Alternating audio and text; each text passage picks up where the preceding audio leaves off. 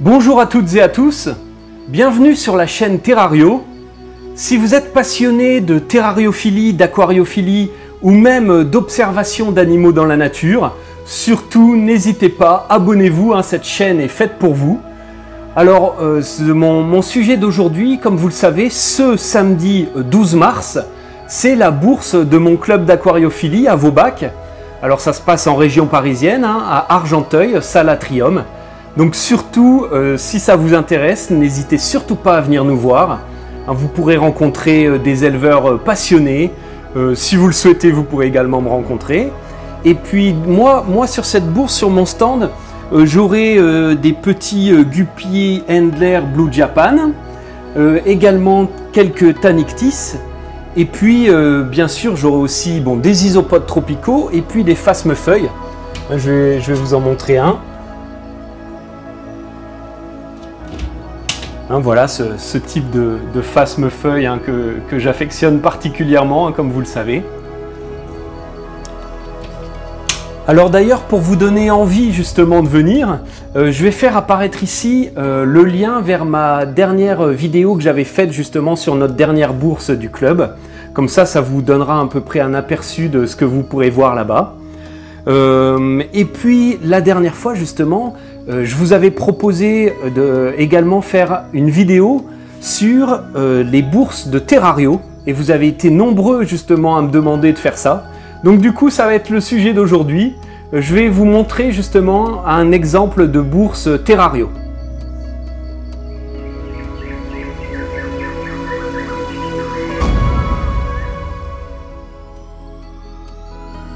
Toutes les images de cette vidéo ont été tournées à la bourse des Crocos en Normandie, à Passy-sur-Eure. Mais il se trouve que je suis allé aussi le week-end dernier à la bourse de Vichy. Ils m'ont invité d'ailleurs, c'était super sympa. Et peut-être que je vous ferai plus tard une autre vidéo sur cette autre bourse Terrario.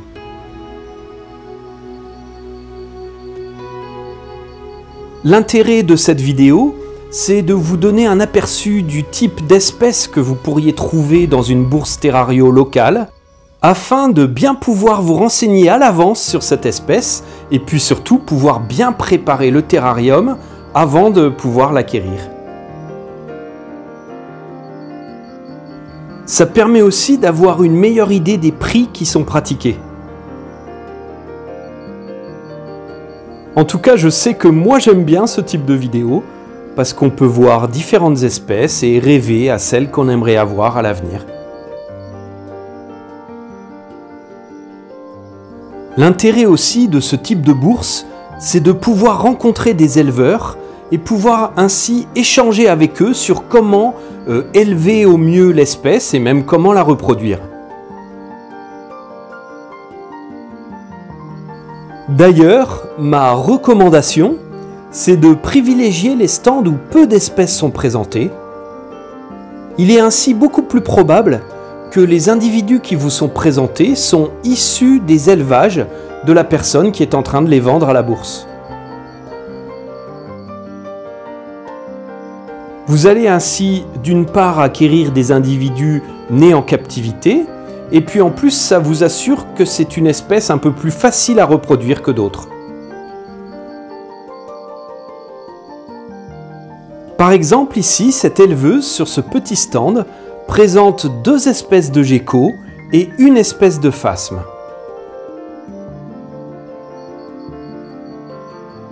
Ici le célèbre gecko léopard, tout à fait recommandé pour débuter en terrarium désertique. Et puis juste à côté, cette espèce de phasme vraiment sympa, noir avec une ligne blanche sur le dos. Encore une fois, l'immense intérêt de la bourse, ça va être de pouvoir échanger avec l'éleveur pour bien comprendre comment bien vous occuper des animaux que vous allez acquérir. Ici, des vers à soie qu'on peut parfois élever également comme nourriture vivante pour certains reptiles.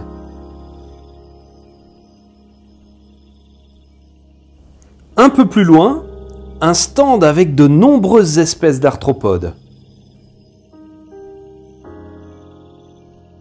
des Bernard l'ermite terrestres. Alors là, si vous voulez plus d'infos sur l'élevage de cette espèce en terrarium, je vous renvoie sur les 2 vidéos que j'ai faites récemment sur le sujet. Ici, différentes espèces de myriapodes.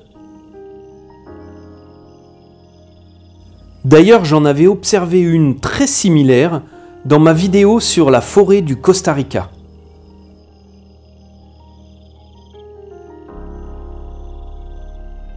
Il existe de nombreuses espèces d'Iules qui sont des grands mille-pattes détritivores.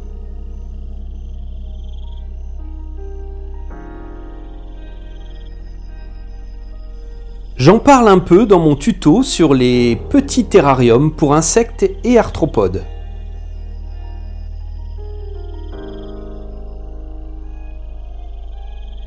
J'explique notamment comment aménager leur terrarium, alors si ça vous intéresse, n'hésitez pas à la regarder.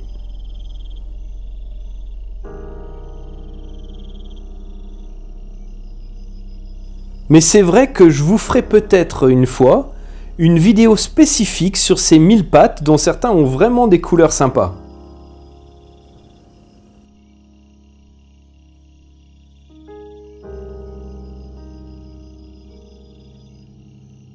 Si vous êtes plutôt intéressé par des petits crabes vampires d'eau douce, je vous renvoie plutôt sur mes 2 vidéos sur comment aménager leur paludarium. Ici des petites araignées Philippus. Donc là pareil, j'en parle aussi dans ma vidéo sur les petits terrariums pour insectes et arthropodes. Donc voilà, n'hésitez pas à regarder.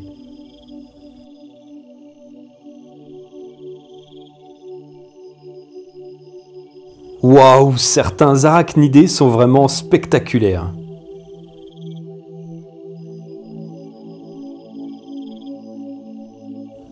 Si c'est plutôt les couleurs chatoyantes des cétoines qui vous intéressent, là aussi je vous explique tout ce qu'il faut savoir pour bien vous en occuper dans 2 vidéos.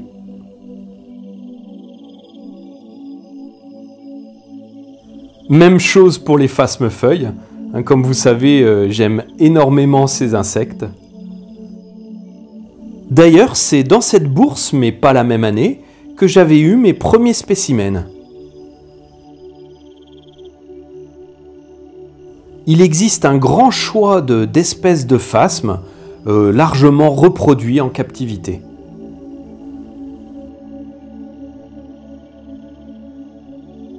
Dans ces boîtes, différentes espèces de menthes. Là encore, si ça vous intéresse, j'explique et je montre comment aménager leur terrarium dans l'une de mes vidéos.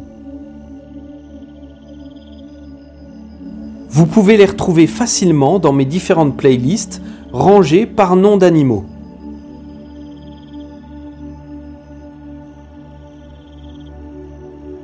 Pour ceux qui sont plus intéressés par les serpents, on trouve aussi dans ce type de bourse de nombreux éleveurs de pitons.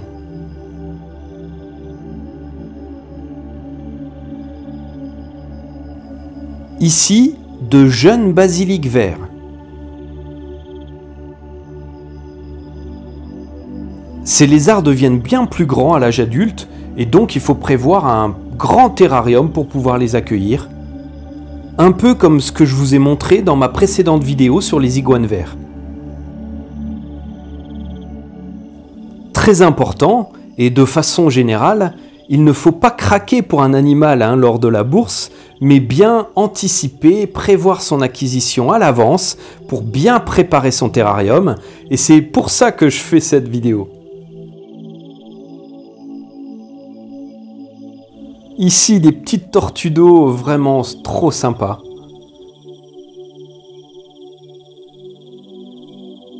Dans les bourses, il y a aussi souvent la possibilité de se fournir en nourriture vivante.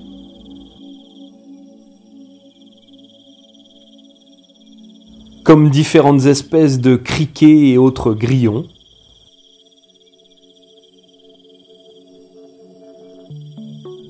Un peu plus loin, un stand avec des tortues.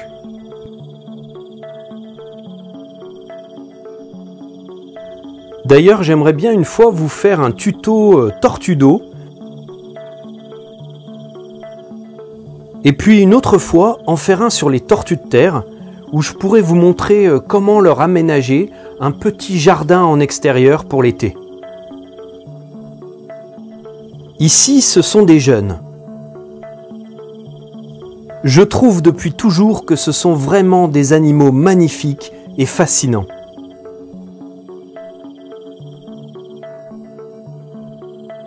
Ici, le stand de Lilo, qui reproduit notamment des geckos léopards.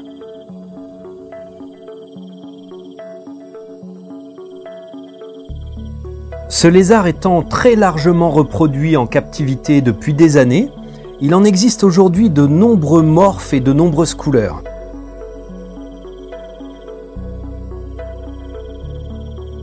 Pour cette espèce, il faudra l'élever dans un terrarium de type désertique.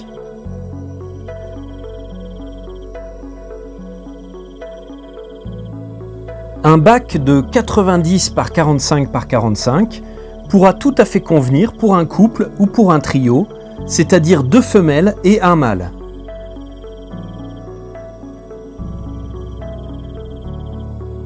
Comme d'habitude, il faudra leur offrir un gradient thermique pour pouvoir réguler leur température, avec un point chaud à 30 degrés et un point frais autour de 25 degrés la journée et 20 degrés la nuit.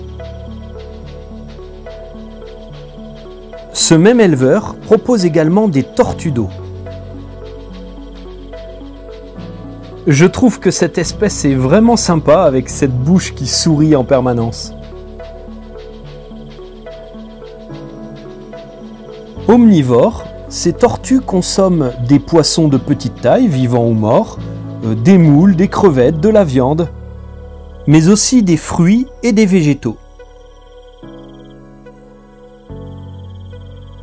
Vous pouvez trouver aussi en bourse plusieurs espèces de serpents, reproduits et nés en captivité.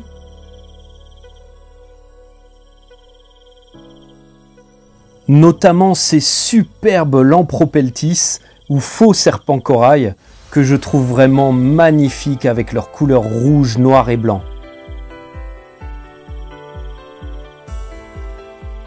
Ces colubridés sont largement répandus en terrariophilie et il en existe aujourd'hui de nombreuses mutations aux colorations très variables.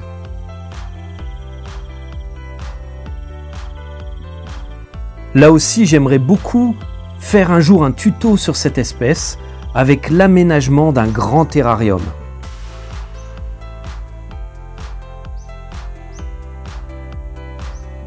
Ce Lampropeltis triangulum est vraiment mon espèce préférée de serpent.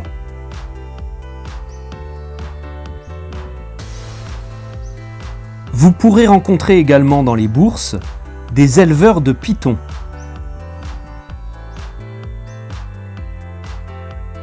Inoffensif et calme, ce serpent est le plus couramment rencontré en terrariophilie.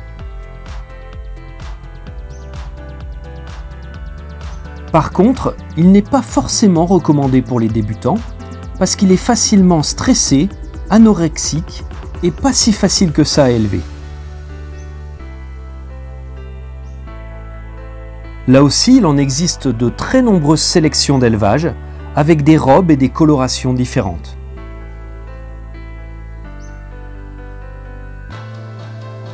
Ce serpent devient très grand et gros à l'âge adulte et donc il faudra lui offrir un grand terrarium horizontal.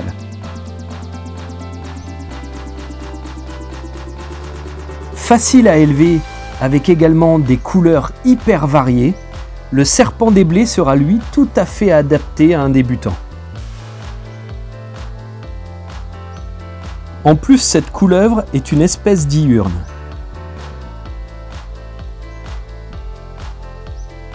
On trouve à nouveau sur ce stand quelques geckos léopards aux couleurs encore une fois super sympas.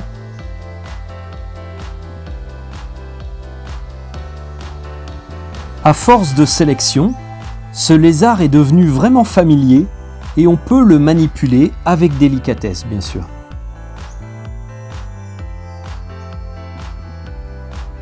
C'est un insectivore et un peu herbivore. On lui donnera des grillons, sauterelles, souriceaux décongelés, mais aussi de temps en temps un peu de fruits et de végétaux. Il faudra saupoudrer les grillons de calcium, notamment pour les femelles en reproduction, et les juvéniles 1 à 2 fois par semaine.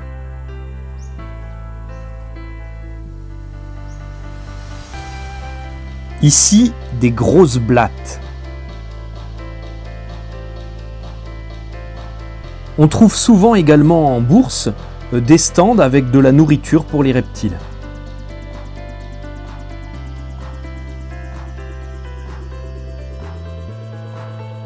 Également bien souvent du matériel et notamment des terrariums.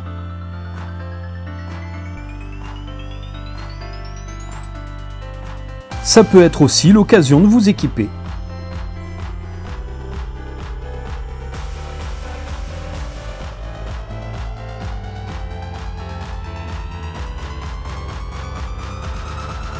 Ici, de superbes Morelia viridis.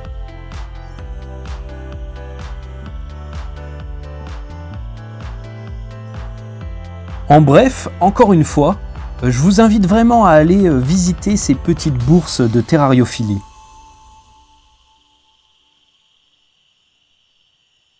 Et surtout, n'hésitez pas à discuter avec les éleveurs. Ça vous permettra peut-être de découvrir une espèce ou d'approfondir vos connaissances sur une espèce que vous connaissez déjà. Ces petites tortues d'eau avec leur masque blanc sur les yeux sont vraiment super mignonnes. Ici un anolis, je vous ai déjà fait un tuto sur cette espèce où on peut notamment les observer dans la nature. Même chose pour cette grenouille Ceratophrys où je vous ai fait un tuto pour vous expliquer comment aménager leur terrarium. Ici, des petites grenouilles d'Androbates. Pareil, pour plus d'informations, n'hésitez pas à regarder ma playlist dédiée à leur sujet. Et pour finir, à nouveau quelques Lampropeltis, toujours aussi magnifiques. Voilà, c'est la fin de cette vidéo. J'espère que vous aurez passé un bon moment, ou qu'en tout cas ça vous aura permis de mieux vous rendre compte du type d'animaux que vous pourriez trouver dans une bourse Terrario, afin de bien vous préparer à l'avance avant l'acquisition d'un nouvel animal. Voilà, en tout cas si ça vous a plu, et puis aussi si vous souhaitez soutenir la chaîne, n'hésitez pas à liker la vidéo, n'hésitez pas à me laisser un commentaire, me dire ce que vous en avez pensé. Et puis de façon plus générale, n'hésitez pas à partager vos vidéos préférées, pour que voilà, je puisse être mieux référencé et qu'on puisse ensemble faire grandir la chaîne. Je voulais aussi remercier à nouveau Yves de la société LED Aqua qui m'a envoyé cette fois, alors vous savez la dernière fois il m'avait envoyé cette superbe rampe LED Daytime, et puis cette fois il m'a envoyé les deux petits supports acryliques transparents. Je trouve ça super chouette, ça fait vraiment un éclairage magnifique. Donc voilà, j'en profite aussi pour te remercier à nouveau Yves. C'est super simple à installer.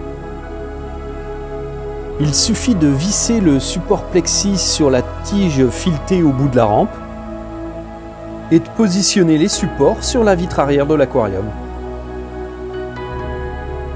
Ça donne vraiment un éclairage super fin, aérien, super classe, et en plus avec une sacrée bonne luminosité. Sinon, le week-end dernier, j'ai été invité à visiter la bourse Terrario du club de Vichy. Alors là, c'était encore plus grand que ce que je vous ai montré aujourd'hui. Et puis, bien sûr, vous avez compris, ce week-end, ce samedi 12 mars, c'est la bourse aquariophile du club à Vaubac à Argenteuil. D'ailleurs, encore une fois, n'hésitez surtout pas à venir nous voir, ça sera super sympa. Ce que je voulais vous dire, c'est que si vous aimez ce type de vidéo, je pourrais très bien vous en faire une autre, où on pourrait à la fois visiter la bourse de Vichy et la bourse d'Argenteuil avec des aquariums. Donc voilà, n'hésitez pas à me le dire dans les commentaires. En tout cas, voilà, je souhaite vous remercier toutes et tous pour votre soutien. Grâce à vous, on est en train de faire grandir la chaîne, donc ça c'est vraiment génial. Et puis voilà, je vous dis à très bientôt pour une prochaine vidéo, notamment une des prochaines. Je vous présenterai une espèce vivante qu'il faut nourrir avec des insectes, mais qui n'est pas un animal. Donc vous verrez, ça sera super sympa. Merci, au revoir.